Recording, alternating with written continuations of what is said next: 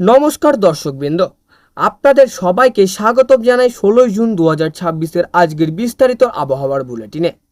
আজ আমরা আলোচনা করব পশ্চিমবঙ্গ, বাংলাদেশ এবং ভারতের বিভিন্ন অঞ্চলের আবহাওয়ার পরিস্থিতি নিয়ে। মৌসুমী বায়ুর অগ্রগতি, সম্ভবত বৃষ্টিপাত, বজ্রঝড় এবং তাপমাত্রার পরিবর্তন সম্পর্কে বিস্তারিত তথ্য জানব। বর্তমানে দক্ষিণ পশ্চিম মৌসুমী বায়ু ধীরে ধীরে পূর্ব ও মধ্য ভারতের আরও বিস্তীর্ণ এলাকায় অগ্রসর হচ্ছে। এর ফলে পশ্চিমবঙ্গ, উড়িষ্যা, ঝাড়খণ্ড, বিহার এবং উত্তর পূর্ব ভারতের বিভিন্ন রাজ্যে বৃষ্টিপাতের প্রবণতা বৃদ্ধি পেয়েছে। আবহাওয়া অনুকূল থাকায় আগামী কয়েকদিন বৃষ্টির সম্ভাবনা অব্যাহত থাকতে পারে। আজ পশ্চিমবঙ্গের অধিকাংশ জেলায় আকাশ আংশিক মেঘলা থেকে মেঘাচ্ছন্ন থাকতে পারে।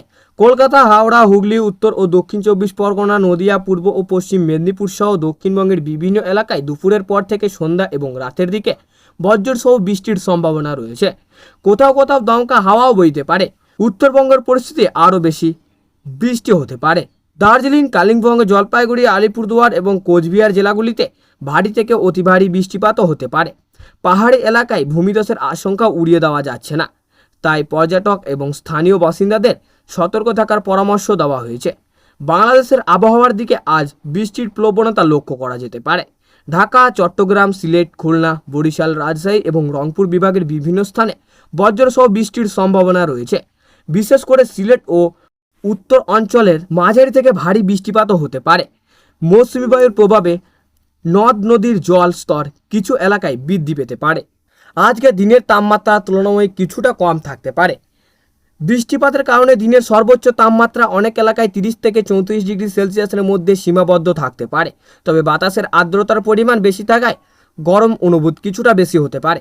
বজ্রপাত আজকের আবহাওয়ার অত্যন্ত গুরুত্বপূর্ণ বিষয়।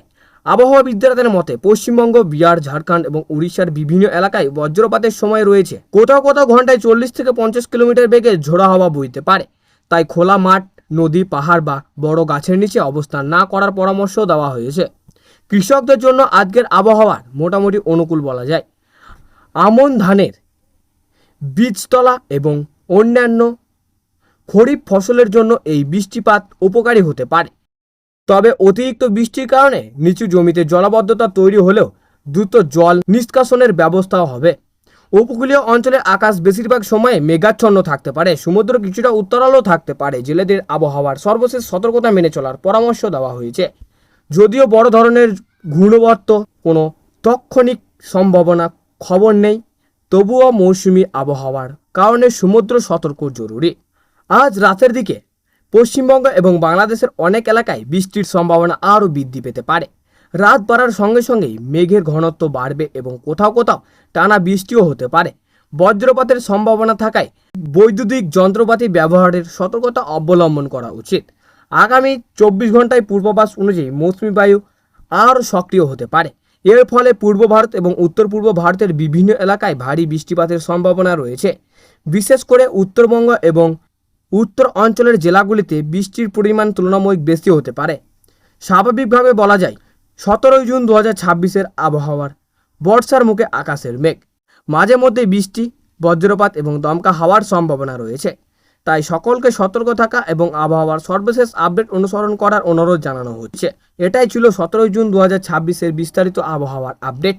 ভিডিওটি ভালো লাগলে লাইক করুন, শেয়ার করুন এবং আবহাওয়ার প্রতিদিন আপডেট পেতে চ্যানেলটি সাবস্ক্রাইব করতে ভুলবেন না। ধন্যবাদ। সবাই নিরাপদে থাকুন, সুস্থ থাকুন।